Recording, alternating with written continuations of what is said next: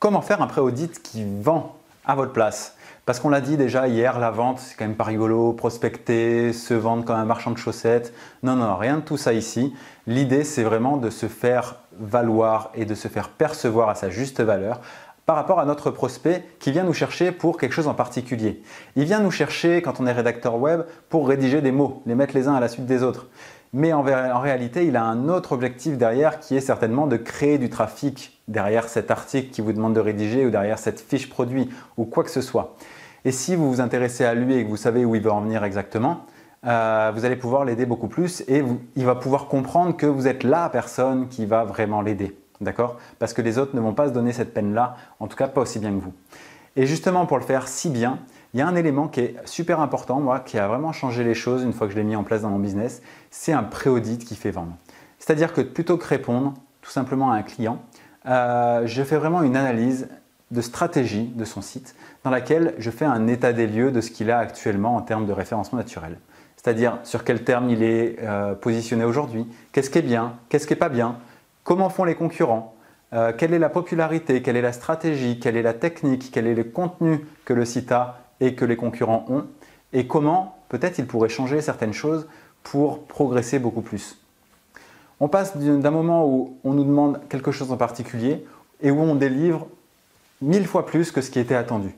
Et quand on délivre 1000 fois plus que ce qui est attendu gratuitement et de façon pertinente, ça va titiller un petit peu la personne qui est en face de vous, qui va vouloir en savoir plus et avec qui vous allez pouvoir créer une relation de confiance beaucoup plus pérenne et sur un beaucoup plus long terme. D'accord? Ce pré-audit, il change vraiment les choses parce que les gens ne le font pas parce que ça prend du temps. Donc je ne vous dis pas de le faire avec tous les clients, mais il y a vraiment une phase de qualification du client où on se rend compte à quel point le client est intéressant, intéressé ou pas.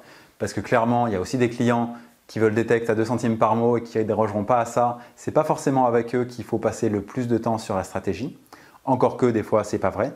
Il y a des approches psychologiques à mettre en place pour essayer de comprendre un petit peu dans quelle dynamique se trouve votre client et qu'on voit d'ailleurs en détail dans la formation Rédacteur Plus. Et du coup, ça va vraiment changer déjà vous, la connaissance que vous avez de votre client et donc votre confiance en vous parce que vous savez à quel point vous pouvez l'aider parce que vous avez vu des trucs. Vous savez que si vous modifiez ça, ça va l'aider à progresser sur tel mot-clé, qui est recherché tant de fois par mois, qui va passer devant son concurrent et qui va faire progresser son activité.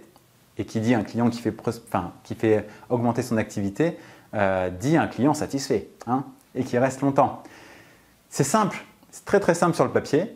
Ce n'est pas très très compliqué dans la vraie vie. Il suffit d'avoir les bonnes connaissances, les bons éléments et de les mettre en place dans l'ordre avec méthodologie. Et ça fonctionne tout le temps. Non, ce n'est pas une science exacte, ce n'est pas magique, mais ça fonctionne et ça va vous permettre de passer au niveau supérieur.